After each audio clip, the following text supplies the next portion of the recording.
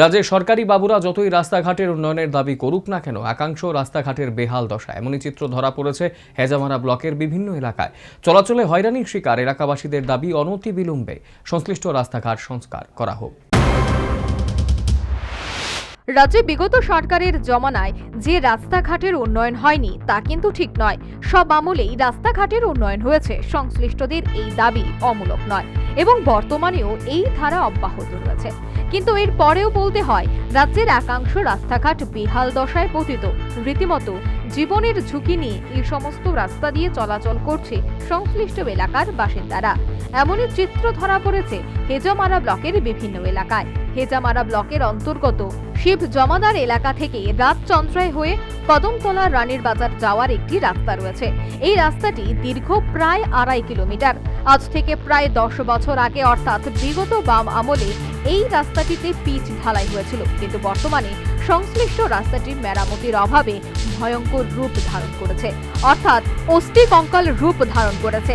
যাতায়াতের আর কোনো রাস্তা না থাকায় এই রাস্তা দিয়ে সকাল বিকেল রাত্রি স্থানীয় বাসিন্দারা চলাচল করতে বাধ্য হচ্ছে। রাস্তাটি মেরামতির জন্য এলাকার বাসিন্দারা স্থানীয় নেতৃত্ব সহ অন্যান্যদের শরণাপন্ন হয়েছে, কিন্তু আজ পর্যন্ত কাজের কাজ কিছুই হয়নি। তাদের বক্তব্য, এই রাস্তা দিয়েই রাজ্যের কিংবা এডিসির শাসক দলের নেতা মন্ত্রী সমর্থকরা অনেক সময় চলাচল করেন, কিন্তু মেরামতির বিষয়ে আজ পর্যন্ত কোনো পদক্ষেপ গ্রহণ করেননি। চেয়ারম্যান মেম্বারে তো হেরা তো এই রাস্তা দিয়েই চলতেছে, হেরা তো জানার কথা। এই রাস্তা দিয়ে তো হেরা আসা যাওয়া করি, কারণ মেন রাস্তা। আমরা তো সকালবেলা যাই ওই এই রাস্তা দিয়েই, কষ্ট করে যাই। হেরা কইছে কি না আমি জানি না আর কি। আপনি এখন বর্তমানে সরকারকে কি আবেদন করবেন? সরকারে আমি আবেদন করে এই রাস্তা তাড়াতাড়ি যে মেরামত করে দেবো। আমরা তো গরিব শ্রেণী, সাইকেল যে জায়গা মনে করো 2 মাস চলে নিকালীন 1 মাসেই নষ্ট হয়ে যায়। আমরা গরিব মানুষ কেমনে বাঁচবো?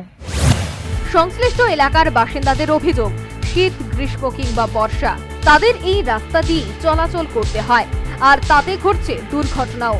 তাই স্থানীয় বাসিন্দাদের দাবি, অনতি বিলম্বে এই রাস্তা মেরামত করতে জন্য প্রয়োজনীয় উদ্যোগ গ্রহণ করা হয়। এখন দেখার সংশ্লিষ্ট প্রশাসন এ নিয়ে কি পদক্ষেপ গ্রহণ করে। Bureau report, news vanguard.